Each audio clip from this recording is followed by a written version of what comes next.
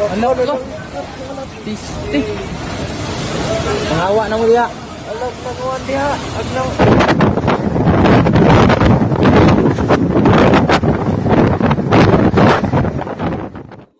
On November 4th, Typhoon Tino, international name Kalmaegi, battered the central Philippines, unleashing destructive winds and torrential rains that flattened homes, crippled infrastructure, and forced hundreds of thousands of residents to flee their communities.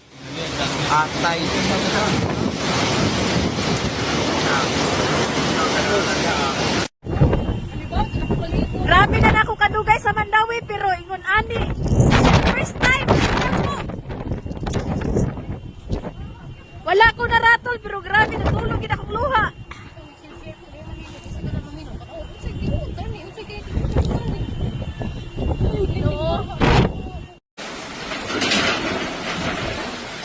Daan pa ko.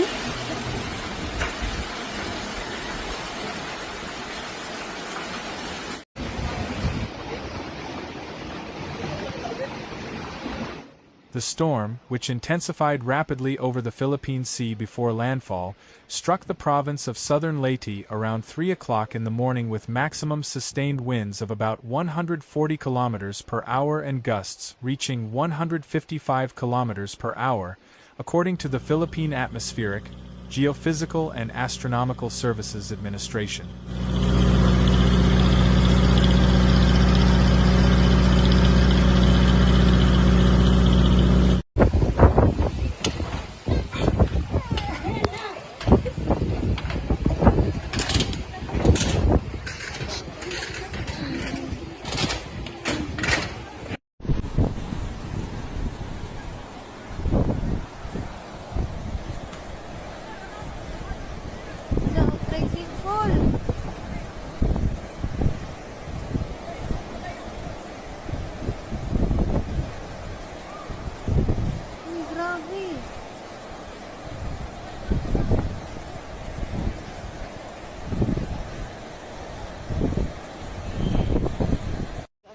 Moving west-northwest at roughly 20 kilometers per hour, the typhoon carved a path of destruction across Leyte, Samar, Bohol, and Cebu before moving toward the Visayan Sea later in the day. Across the Visayas, residents awoke to scenes of devastation.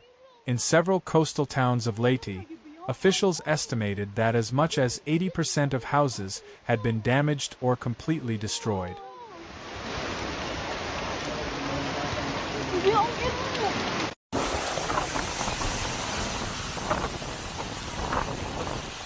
Makapunta kong emergency. Pwede pa apat-abang ni Diri Dapita, Villia, Azalea, Kotkot, Liluan, please. Please guys, tabangin.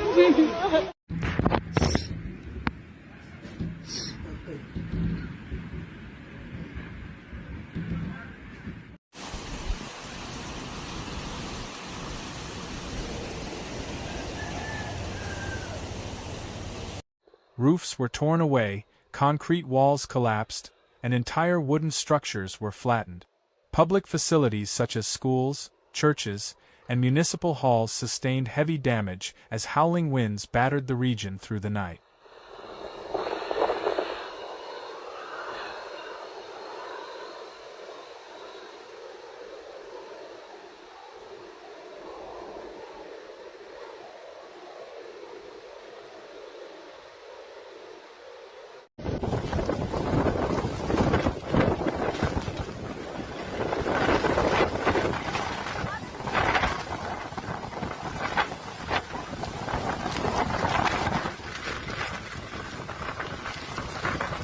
In Tacloban City, power outages and communication breakdowns were reported after transmission towers and distribution lines were toppled.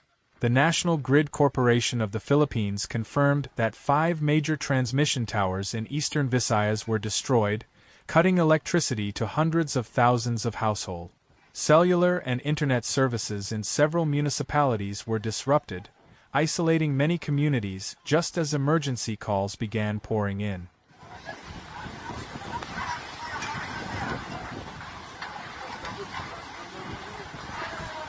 On the islands of Bohol and Cebu, the situation was equally dire. In Tagbilaran, storm surges inundated the port area, submerging vehicles and damaging storage warehouses. Along Cebu's southern coastline, seawater swept into residential districts of Karkar and Sabanga, forcing families to cling to rooftops until rescuers arrived. In Ormoc and Bay, concrete sea walls were breached by waves as high as 3 meters, scattering debris hundreds of meters inland. Palihog! Palihog ko! Padamo tabang diri! Pagpadamo tabang diri, please!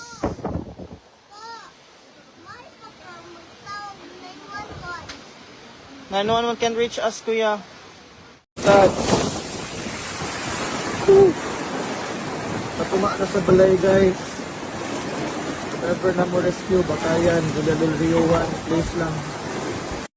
The Department of Public Works and Highways said a dozen bridges and key highways in Leyte and Samar remained impassable because of flooding and landslide.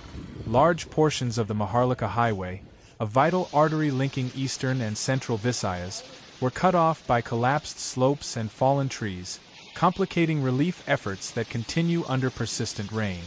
More than 150,000 residents have evacuated from coastal and flood-prone areas throughout eastern Visayas, Baikal, and northern Mindanao. Many shelters are filled beyond capacity, prompting officials to convert classrooms and gymnasiums into temporary housing.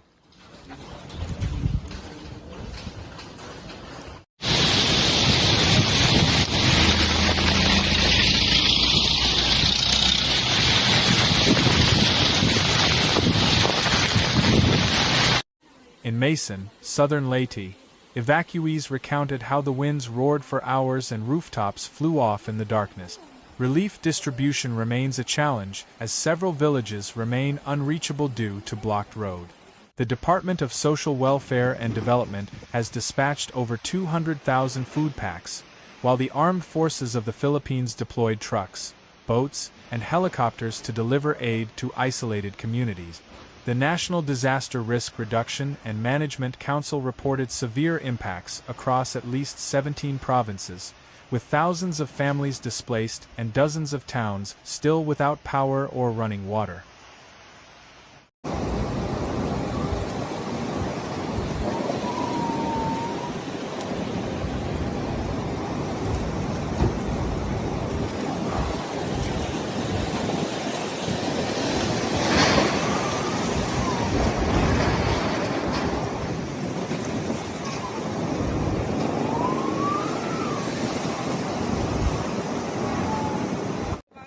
Roads, bridges, and public markets sustained major damage, while several government buildings have partially collapsed.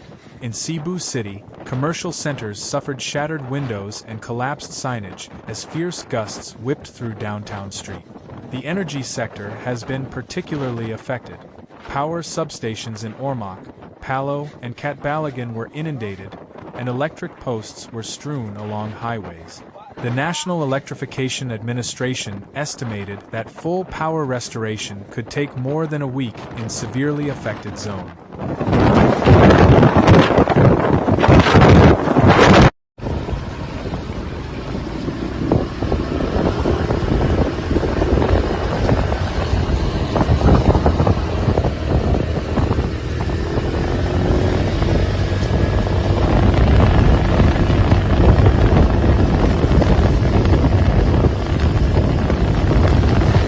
Disruptions to the water supply have added to the hardship, raising concerns about sanitation in crowded evacuation centers.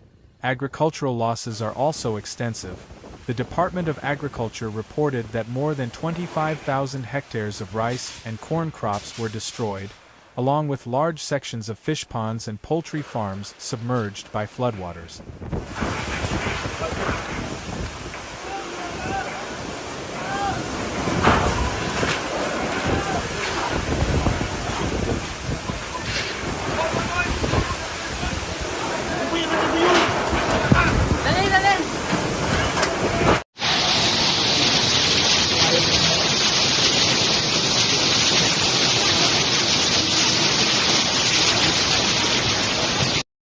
transport across the central Philippines has ground to a halt.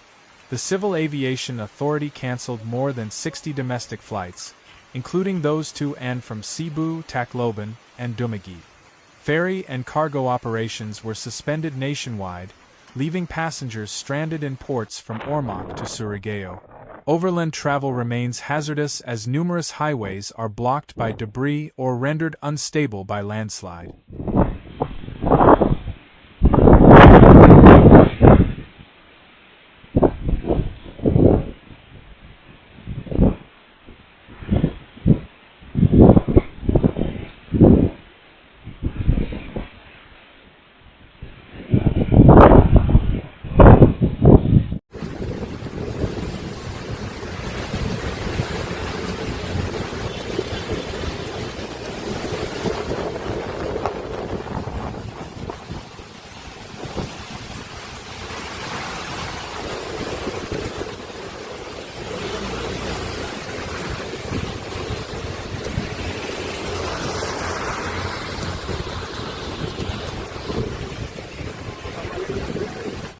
Military and police units have been deployed to assist local governments with clearing operations and to maintain order in disaster-hit zones.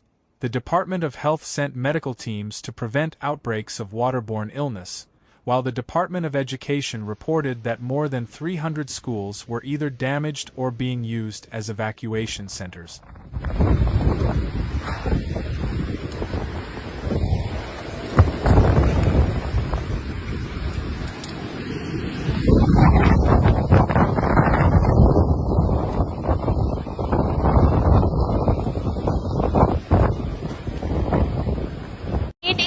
Rescue diri sa phase 3, maluoy taon mo, nanami sa rooftop tanan. Oh, ang mananga, tanawa. Nangaanod na tanan, Lord, na ami diri. Rescue, please, rescue.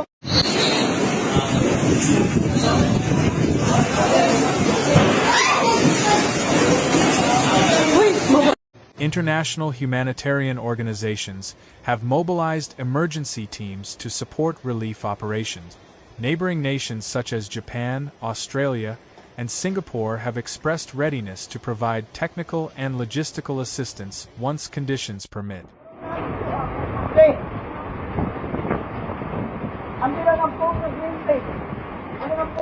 Subsequently, local authorities said Typhoon Tino had weakened slightly as it crossed the Visayas but continued to bring heavy rains measuring between 100 and 200 millimeters in many provinces.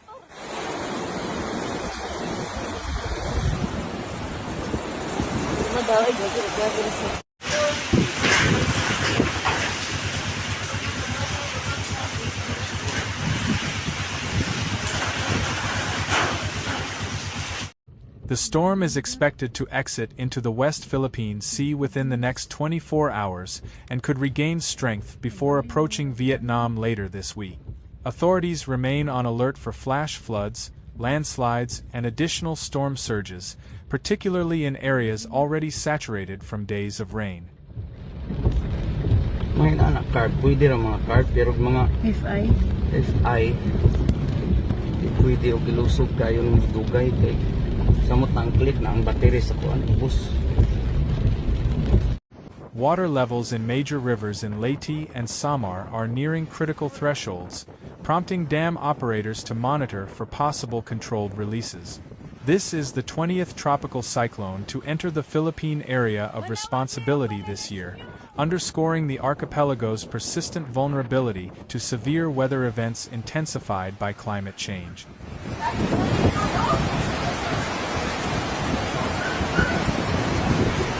Sobra kayo ang mulog sa tubig diri. Naman tayo na, tiyo.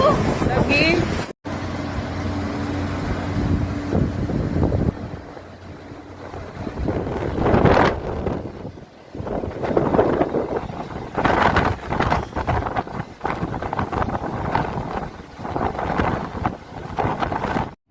Environmental experts note that deforestation, quarrying, and unplanned coastal development continue to amplify flooding and erosion risk. For communities still rebuilding from previous storms, Typhoon Tino represents another painful setback, but also a familiar test of resilience. Kalalaboy. Balaka naman kulat. Ay no, mabog mo ni. Dari round po ikuan kayo.